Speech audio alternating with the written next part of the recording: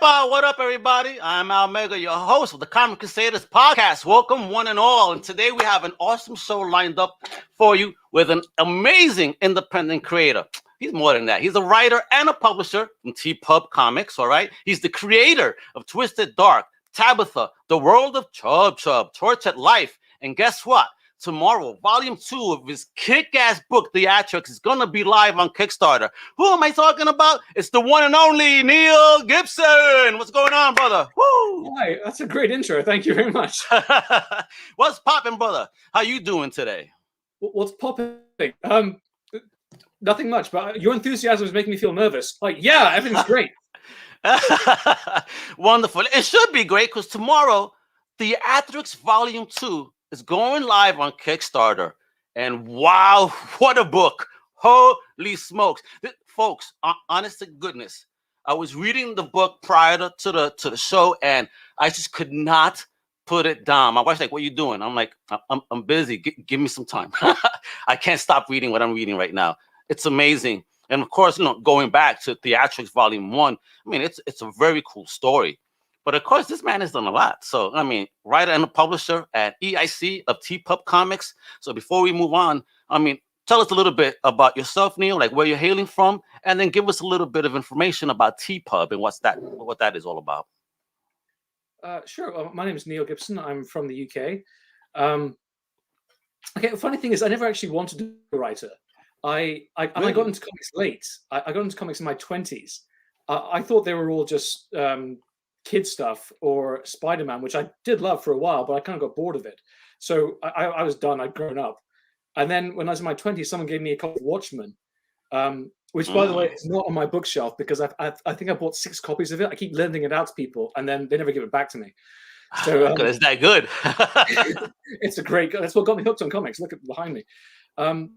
Yeah, so I was in my 20s, and I just wow. It made me think so much, and it made me realize how prejudiced I was to think that comics isn't for me. It's like saying, oh, books aren't for me, or TV isn't for me, or music isn't for me. You just have to find the right content for you. Absolutely. And so some people, I love some Marvel and DC stuff, but if you get bored after a while, once I try something different, doesn't mean you've gone out of comics. Try some indies. Yes. That's my viewpoint anyway. So TPub started because I was stuck on a project in the Middle East. I used to work ridiculous hours, and that project was actually quite easy. I was back in the hotel by 7 at night. I thought, well, what do I do? My friends and family back in the UK. I thought I'd try writing a comic.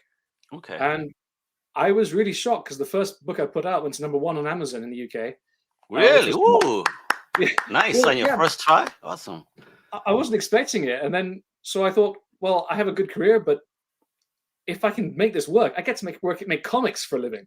So I gave myself 2 years, and I'm still doing this 8 years later. Wow, 8 years. I mean, it's funny. You said you didn't get into comics at 20s. I mean, in my 20s, I was reading, graphic novels on the subway. You know what I mean?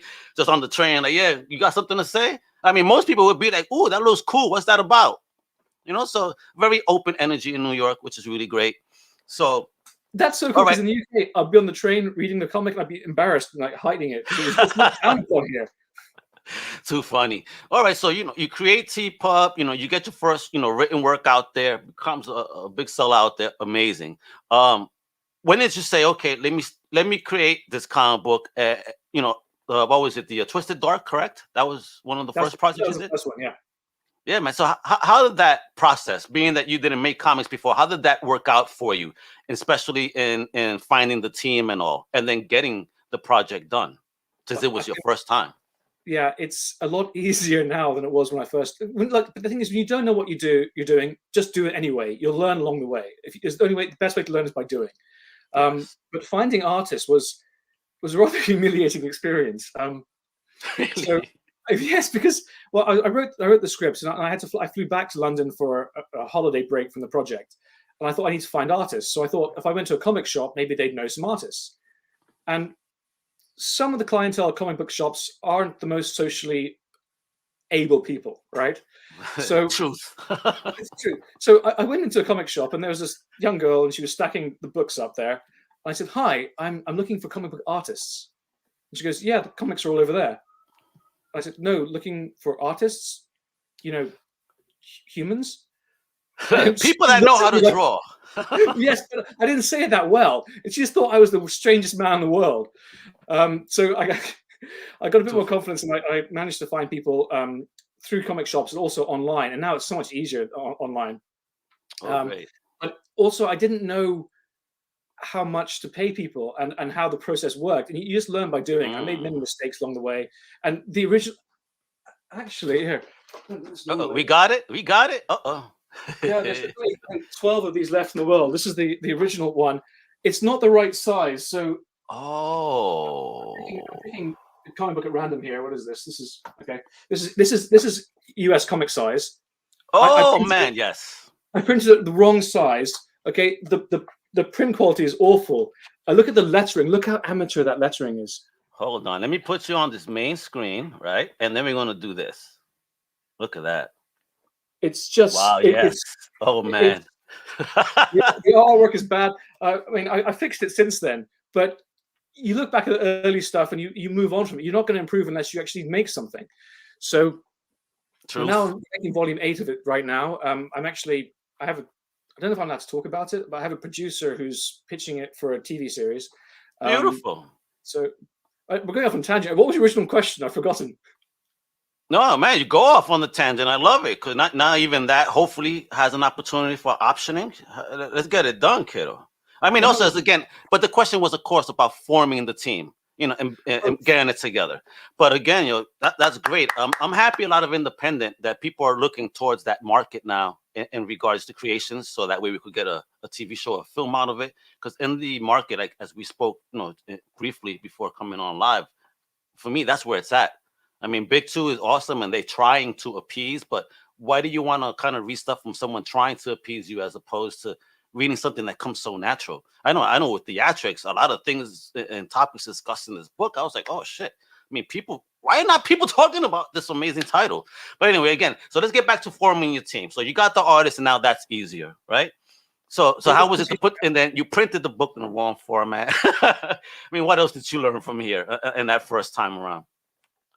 Well, I also let's learn how to deal with artists. And actually, I built my model of things. So, okay, building a team, I'm trying to stick to the topics. There are 3 things as independent creators you need to do. You need to create the content, you need to have distribution, and you need marketing. All those 3.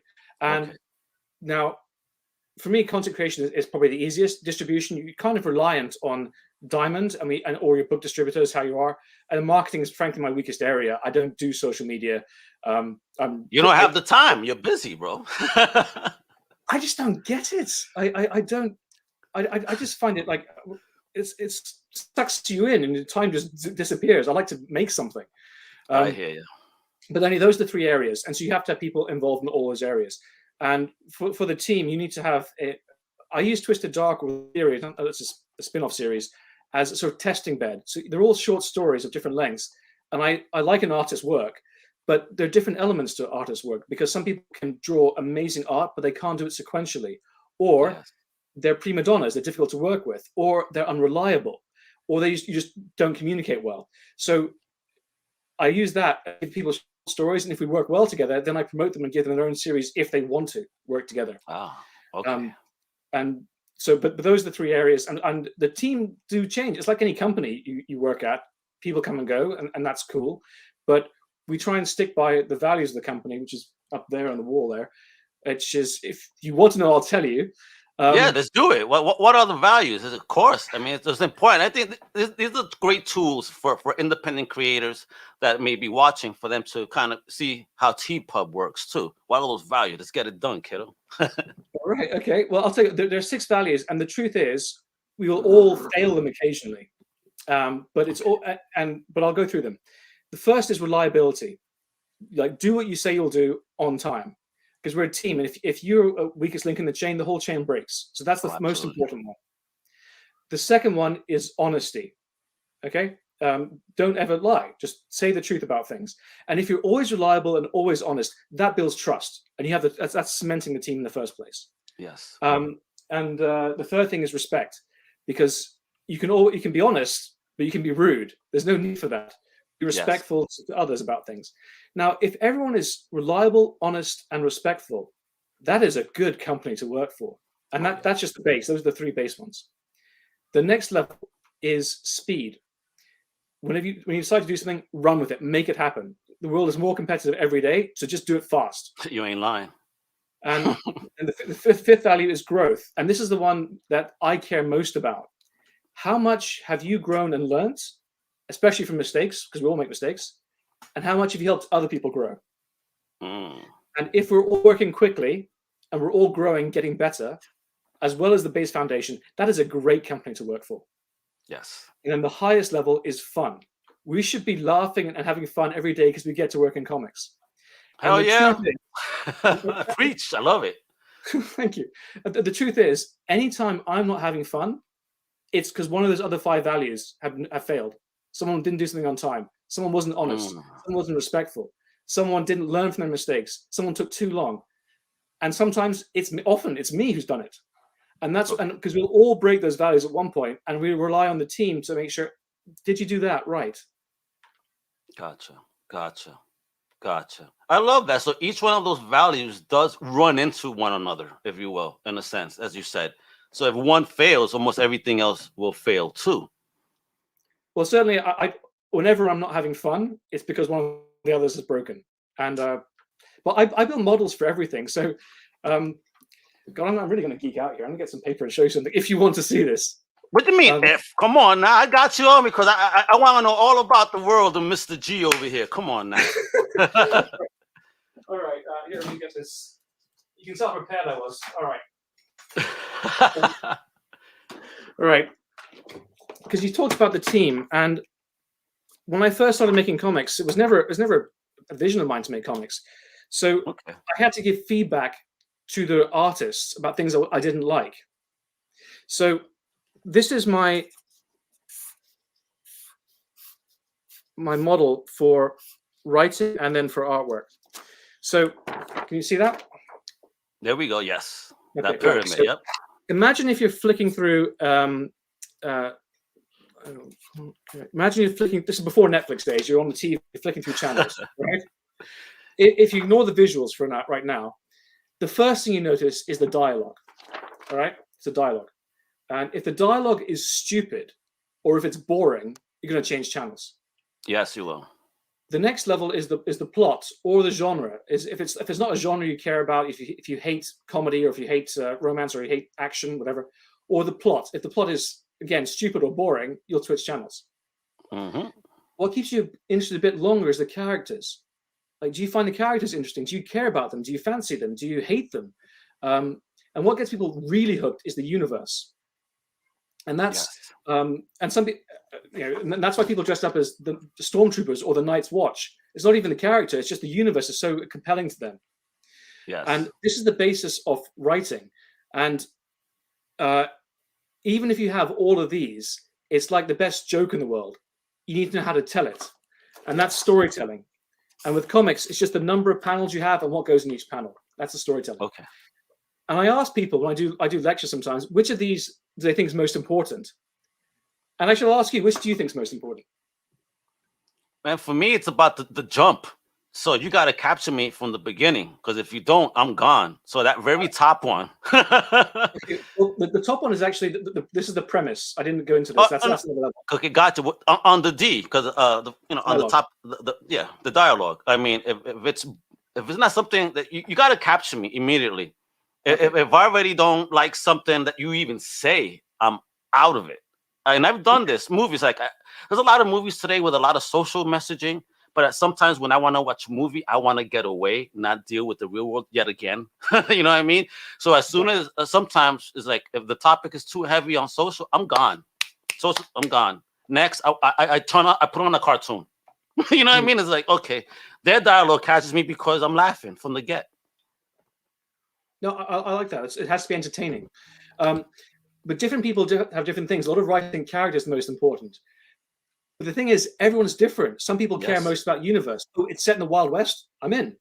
Some people just care about plot. If it's not a romantic comedy, I'm not interested. Mm-hmm. People have different preferences, but you have to be as good as you can in all those areas and then tell it well. Gotcha. And that's just the writing. Then you have the artwork, and this is the illustration. And style. Stephen McIntosh's storytelling he threw out there is his pick. Okay, cool.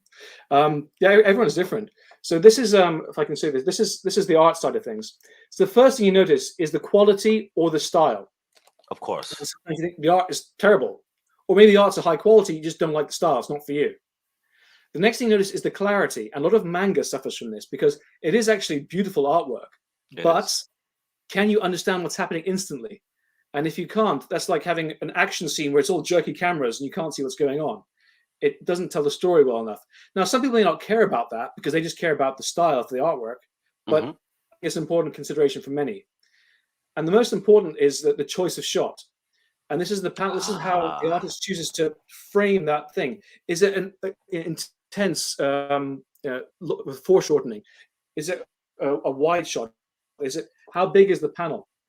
And if you're doing a really good job, let's say there's a scene in a cafe when the two spies are talking, and one guy says, "I'm not cleaning up your mess."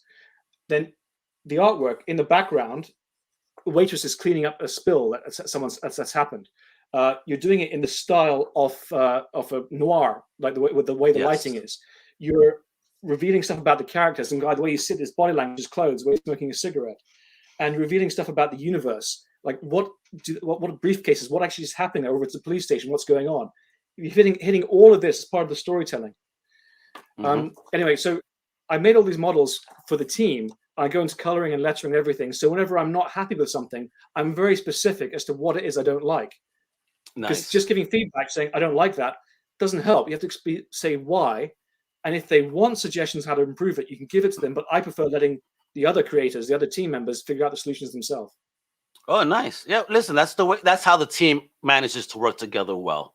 And then, of course, like how you said, you have your joint, you're able to express the whys and be constructive about it. And then, hey, you have a team too. Let's work with the team. I like that. I love that. That's the type of environments I like to surround myself with. Like, empower one another. Let's learn from one another. Let's teach one another. I mean, I love it, man. This TPub, hell, you hiring? I love it. I love it. All right, so you got stuff on process and everything. That's great. TPub sounds like an amazing folks here. Let me put it up. You got to follow them on their socials at TPub Comics, and it's also tpubcomics.com, correct? That's right. That's the website. Yes. All right. So you got to visit that website, folks. Yeah. Follow on socials if you can. Because I'm never on social media. It's the other guys running it, like Raymond and Stacy. I don't know social media. Gotcha. If you say hi to Neil, don't get mad if you don't reply. He's just too busy creating, Come on now. Because he's definitely been... Do you know? What happened? I had messages for years on Facebook because apparently if you're not friends with people, they can message you. I didn't know that. I just didn't reply to people for years. I don't know this stuff. Oh my God. There was a musician on Instagram that, famous musician, and he does, he would just, take a picture, put it up, didn't care. And one day he sat down and decided to check, what's this dot here that looks like messages? He clicks that. He was getting hit up by so many celebrities. And he went on and did a video. I apologize. I was not ghosting you. I don't know how to use this. You know what I mean? Hysterical. I mean, because he was dissing big names that did not hear from him. And they would call back like, hello, you there? Hysterical. Hysterical. So I know you've been busy, though, with Theatrics. Because that first, give us a little bit about the Volume 1 that people could get. The Volume 1. Let us know a little bit about who Archie is and Sam in the world of Theatrics. Because when you talk about world building, boy, I mean, you guys got it here amazingly. Again, I was hooked like a fish from the beginning. So give us a little bit on that Theatrics Volume 1 before we get into what Volume 2 is all about. Sure. So, and people can read it for free online on Webtoons, Theatrics. It's set in the 1920s, the Roaring 20s. And Rudy Burns, at that point, Broadway was the biggest source of stars. And he's the hottest star on Broadway. Working leading man roles. He's living the fast life, spending money fast. And one night he gets drunk and walks home from a party and he's beaten up, mugged, and left for dead. And because of that one incident, it changes everything in his life. He loses his good looks, he loses his career, his job, he loses money, he loses his girlfriend, loses his apartment, he loses everything. Mm. But it's what he decides to do next that gets interesting. Oh yeah, he does a lot of stuff, and it's it really pulls at the heartstrings because you wrote a hell of a story here, bro, with amazing art. I feel That's, for that's, Rudy. what that's Leonardo Gonzalez and also Jan Wingard for colors. They're the geniuses. Oh man, I mean, that art, brother. I mean, again, like you said, what captures you first? I mean, I went in, started reading that dialogue, the conversations, the settings, because I'm a fan of that era. So it's like you went after my heart, homie, and it was just great. I mean, an actor, yeah, you're talking about he was an actor, and just the errors and the names being dropped. You know what I mean? Even when you read number one, you're gonna see how Sam, which is his boy, says, yeah, there was only one radio station before. Now, if we travel, there's like 500. I'm like, oh my God, this is really early on in those days. Huh? I mean, what was it that inspired you to create it from that point of view, from that era? Probably because of my dislike for social media. A time period when newspapers were the only source of information. Yeah. Well, also just I don't know about spoilers. I'm life was. I don't know if I don't know what I'm supposed to give away or not, but life was a lot difficult. We could focus on the number one, and again, it is an era where life is difficult, right? And if people could read number one and already know that prohibition was in effect, apparently, because homie was hanging in a place where he shouldn't have. Yes, yeah, he was. But I guess look, there were a lot of injustices back. There are a lot now, right? But compared to 100 years ago, we've come a long way, and yes, it's important to not forget the past and be forgiving and like be proud of what we've achieved, but never stop working forward. And I wanted to put some of that element into it. Oh, you definitely do throw in that stuff in there. You see it. I mean, even in the use of words. Once people get into the story, they will understand why that usage. Again, it was the era, and then see what was going on. And it's like, oh snap! Wait a minute. And book volume one. Again, you really care for Rudy and his story. It's that deep. But then now with volume two, that's going to be on a Kickstarter tomorrow. Rudy is back for the sequel, and basically he's coming back to the boxing ring as the Mad Count. But wow, this story really take a turn. I was like, holy smokes, wow. I mean, so without giving too much away, of course, I mean, did you have this story already written in your head right after you did volume one, or did you take some time to really dig in?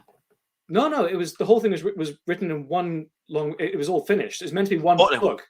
Oh wow! But what happened was the artist had some personal issues. So he had to take a few years off, which is why the big delay. But now it's finished and we're ready to go. Also, frankly, this is for independence. I was a bit too ambitious with it because, okay, look at Stephen King's book, The Stand. That's probably his masterpiece, but it's that thick, right? Or so is it.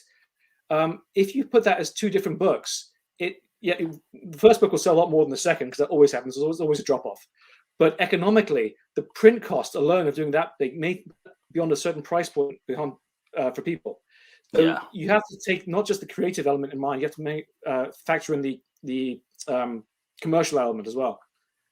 So Theatrics was meant to be one book, but as it happened, we had to split it into two, and it's probably a better decision for doing it that way. I mean, and listen, I couldn't put it down, and I need now both volumes in one. I need an omnibus of this bad boy because it would look beautiful on the shelf. Because it is a great book, and again, it's not a short read, folks. This is not a 60-pager. This is way beyond that. You're really getting value for your dollar here. I think. Thank you. So I do that. I'm a bit silly with my Twisted Darks. They're all 200 pages each volume. I like to. This is the guy that said, "I didn't know I wanted to write comics," and he's doing 200-page graphic novels. Holy shit! I love it, bro. And you don't do that intentionally. It's just the pen keeps writing, huh? Oh, I have. So for Twisted Dark, there's volume 8's in production right now, but I've written up to at least volume 13, 14. I have I have so many stories in rough format laid out. And what I've done is, I'm so geeky because I have a master's in engineering, and so I have everything. I even write in Excel. I don't write in Word. I write in Excel. Oh wow, damn. Yeah, I tools and tactics. So I had this master spreadsheet which has there's 120 recurring characters in the series, and then down this side there's all the stories, and then you can filter it by timeline or by character, and so you can see how all the stories interact with each other in a massive matrix. Holy shit, bro! I mean, listen. Excel is one of my weakest points when it comes to so I mean, I look at it and I'm already sweating like, oh God, I hate Excel. Man, you telling me you got this whole organized sheet of where characters and how they link. I mean, that's insane. I cannot imagine how this page must look. That's insane. It freaks people out. But the way I write in Excel as well, like I have a friend who calls me a lunatic for writing in Excel, but I think it's more efficient because so, okay, this is interesting. There's no, in TV and film, there's a way of writing screenplays or teleplays. If you do not write it in that format, no one will look at it. They always won't look at it because they get so much material. With comics, there is no set way of writing comics. You can have many different ways. And Brian Michael Bendis does a great little lecture on this, and it shows different styles. One guy, I couldn't believe this. He wrote, this is all the panels that happen, and leaves the artist to pick how many panels per page and the sizes. That's how that particular writer chooses to write. Other writers are very specific, where they say this is page 7. This has got 6 panels, and panel 1 this happens, whatever. Other writers do the Marvel method and say, on page 1 this happens, and they just leave it for the artist to figure it out. There's no way of doing it. The way I do it is I write it all in Excel, and I know which panels I want, and I have it automatically number it. So I can just, it goes 1.1, 1.2, 1.3, 2.1. Okay, so page 1 has 3 panels, and I put these little buttons in there. So if I need to lengthen it or shorten it, I can automatically without having to retype anything. Because fundamentally, I'm lazy. but when you build that though, that's not laziness. That you only, let's see. So you get busy to be lazy later. Yes. There you go. I love that though. It's kind of cool, and I'm pretty sure your artists must appreciate that type of direction. Do they? So when it comes to direction, well, most artists do. They find it very visually orientated. Some, to be honest, don't, because people have different preferences. So you have to respect that.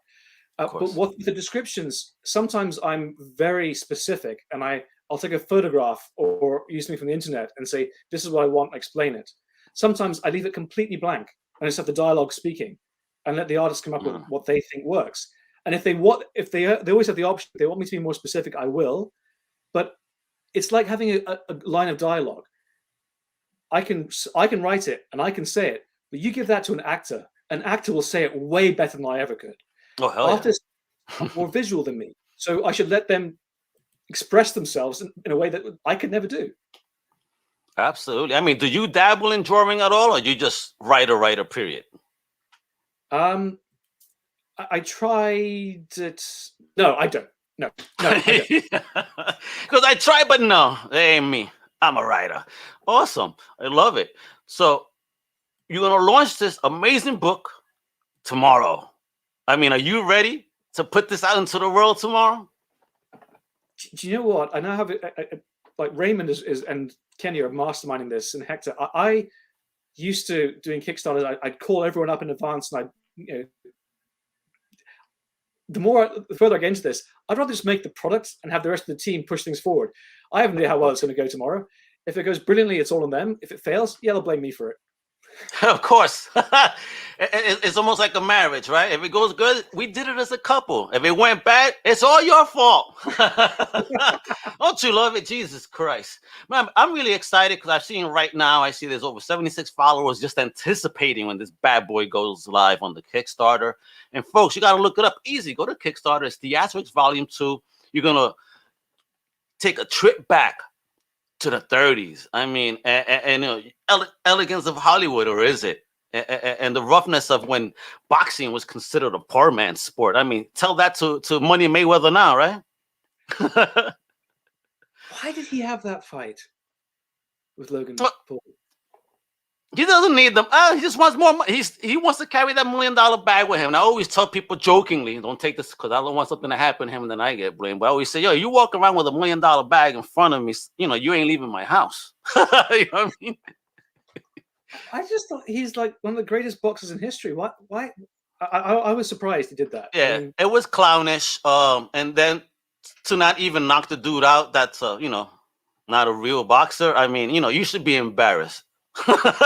And maybe he was just being polite because he could have destroyed him. He's Floyd Mayweather. I mean, exactly. I mean, and the Paul brothers, they're just wild swingers. They remind me. If you remember the old fighter, what was it, Butterbean? Yes, heavyweight fighter. He wasn't a boxer. He was just throw haymakers, and hey, if you got hit by one of them, too bad for you. Wasn't a boxer. Yeah, it was a joke. I mean. But when it comes to Rudy, I wish Rudy was around because he would have smacked up Logan in no time and Mayweather and all of them. Because I think Rudy could take a punch. Yes, but he shouldn't have beaten the champ. And blah blah blah. I shouldn't do interviews.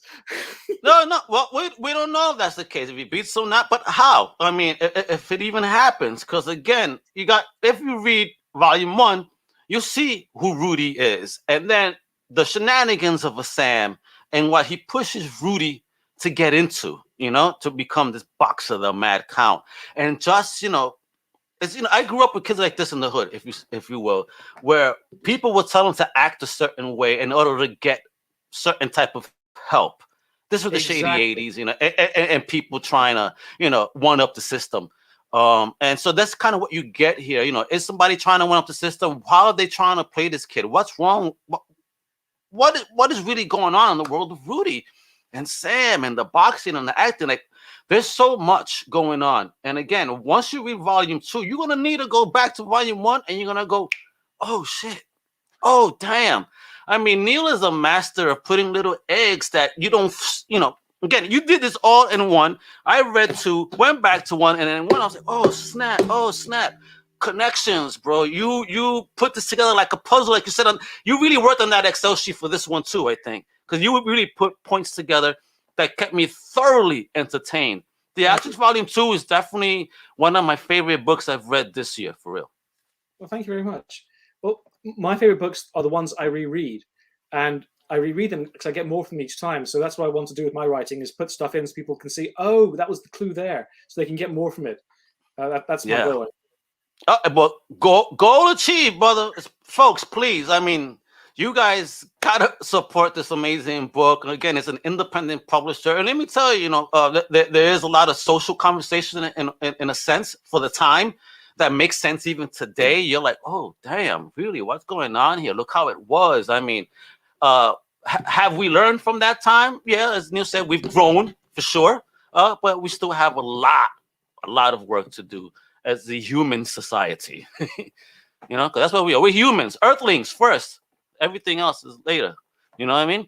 Earthlings? You call yourself an Earthling? We're Earthlings. Yeah. Listen, when the aliens come, everybody's gonna forget about colors. It's gonna be us versus them. You feel me? That's what's gonna happen.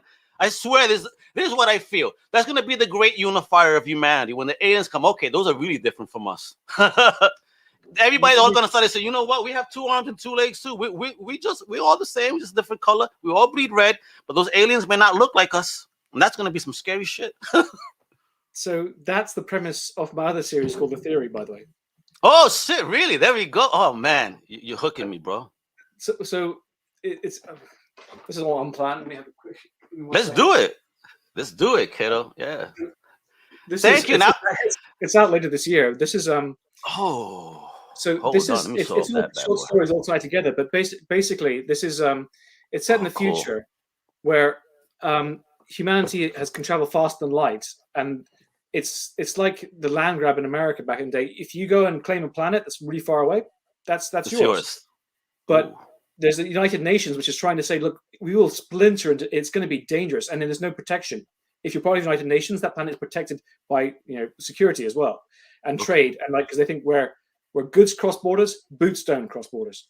Okay. But the thing is that what they found is they've actually found many planets with dead civilizations of aliens, intelligent ones, many. Mm. Not a single living alien is ever found. Not a single one. And Mm. one of the plot lines is this asteroid archaeologist, and her job is to find out why these other alien civilizations collapsed so humans can try and avoid the same fate. Mhm. But the turning point was when they finally find a living alien species. And that's where it really gets interesting. Oh my God. Okay, I need this book in my life. When is this one coming out? Uh, you have to ask Raymond, I don't know. I just do the Well, making. I don't do the distribution or marketing. Gotcha. All right, you gotta drop in some stuff because I want you back for that one. Because now you made me feel better. Maybe I'm not as crazy as I think. Then Oh no, you are. Oh shit! Hey, mega nuts over here. Wepa, let's get it done. See, but yeah, I'm digging it, bro. I love everything that TPub does. I mean, you guys are really unique in what you're bringing to the game. And really independent as well. You have a flavor for everybody in the TPub comics universe. Now, anything within the TPub comic universe, like unified, or is it all separate universes? It's mostly separate universes. Okay. I'm not. Okay, I'll say. I don't know what I'm allowed to say because the producer. But okay, Twisted Dark and the Theory are connected, so that's a massive thing. And there's also a third spin-off called Twisted Fantasy, which is all connected. So you have three different franchises: psychological thriller drama, you have science fiction, and you have fantasy. But the worlds all actually connect with each other. Nice. All our other titles are separate. Oh, I like that, man. So this is basically the beginnings of the Gibson verse, right? The Gibson cut. There we go. The Gibson cut. Love it. Well, I'll be honest though, I prefer now. So I actually prefer editing to writing. The truth is, I can write easily. Oh, It's very really? good for me. Okay. I do these 5-minute story challenges where you give me a name, phrase, occupation, object, and location, and in 5 minutes I have to write your story. So I do that at conventions, but I have more fun reading other writers' work and helping them get better. That is more fun for me. That's growth, the thing I care about most. Absolutely. So that's more fun. And there's a happy medium where I co-write with people. So like Raymond, we wrote this series that's coming out again later this year called Amputation Capital. It's his idea. And it's set in a world where, so LA is the film capital of the world. It's the porn capital of the world. And it's also, in this universe, the flesh capital of the world. Ooh. And this is where world celebrities, if they're down their luck, especially if they're flash in the pan celebrities, they can sell body parts. What? Shit. Legally. So they can sell part of their ear, or they can sell, a finger or something. Who needs NFTs, right? So yeah, and it's what happens when a star actually decides to sell something. I'm not going to give away. I'm not going to give spoilers away. Sorry, I'll let Raymond. No spoiler. Yeah, we're gonna get some good stuff. That's what Neil's just trying to say. It's definitely gonna be some amazing stuff. Neil's fun over here. It's like, I don't want to mess it up, but I gotta talk. Oh, but I love it. I should prepare for these interviews, right? Hey, listen, I folks, he didn't realize he was gonna be live. Because that's how I do. So I got him a little nervous at first. Snap. But how we do at Comic Crew. It's all about just bringing real people, awesome people, amazing creators like Neil on here. You've been an awesome guest, bro. I really appreciate your time today. To talk about TPub, talk about Theatrics, and all these little scoops we got about the future of TPub. I mean, folks, please visit tpubcomics.com. I mean, find out everything that's going on in the world of TPub. Right here on the socials that his folks manage. All right, and of course tomorrow, Kickstarter, Theatrics Volume 2. Folks, trust me on this one. This is something you really are going to want to read. And it's definitely going to be a book that I think you guys are going to come back and say, wow, that was awesome. So please support it. Now, Neil, any last pieces of advice or words you would like to leave to our listeners today? In terms of what? In terms of just, being a creator or finding your hustle or a lesson you've learned. Oof, that's a big question. I think a lot of. I think you need to work to your strength. So, like a real professional knows that they can't navigate the legal contracts that well, so they hire a lawyer, or they hire an accountant, or they hire a publicist. What are you good at? Some creators love social media. I don't. And what is it that you're best at? What do you love doing? And critically, what are you not good at that you need to do? So don't do something that you hate, because you can't maintain that long term. You'll never get great at it. But know what you're good at, and then find partnerships with people who can help you and help each other. That's what I suggest. Listen, that's great advice. It's just the truth. I mean, again, you work towards your best skills, and if you have someone on your team that, hey, that's their great skill, hey, let's work collaboratively. I mean, that's what I have on the Comic Crusaders on the Cover Capes team. I am blessed to have an amazing team of people that I have the honor of calling not contributors or anything, but actual family. Those are my brothers and sisters right there from other mothers. You know what I mean? So much respect to you and your team. Folks, again, do it. You got to do it. Let me do this quick screen share before you go. Just real quick, right? Folks, this is the Kickstarter, right? It's waiting. So right here to notify me on launch, so you could immediately go ahead and throw in there your change to get this amazing book. I mean, look at this dude. I mean, Rudy's got an effed up face, and you need to learn why and what happens, because again, it's gonna surprise you. Definitely surprised me, and I really didn't know I was going to enjoy this book that much. It was fantastic. So I want to thank you again for coming on today, sharing a bit about yourself, TPub, the creative process. You're amazing, Neil. Thank you again. Thank you. Appreciate it. No, absolutely. And folks, again, Kickstarter, mañana. All right. Follow Neil, even though he doesn't talk much, Twisted Neil. But of course, check it out at TPub Comics, where you can find out all the good stuff that's coming out, via the TPub brand, as well as visiting the website, tpubcomics.com. And of course, folks, you know what to do. Check out comiccrusaders.com for the latest and greatest on all comic book and pop culture news.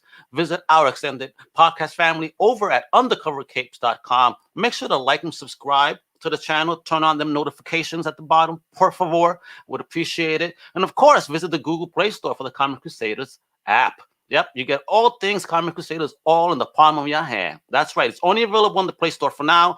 iOS is coming soon. Yes, I know I'm the anti-Apple, but I'm still going to put it on Apple. Why not? All right? With that, I'm out. Mega huepa para que tú sepas. And hasta la próxima, my gente.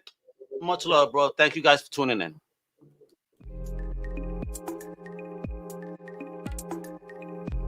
Thank you. We hope you've enjoyed this Comic Crusaders production.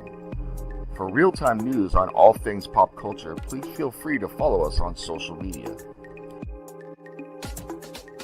For articles, original content, merchandise, and more, please go to www.comiccrusaders.com. Also follow along with all of the websites in the Comic Crusaders family. As always, if you like this content, please click like and subscribe to the Comic Crusaders YouTube channel.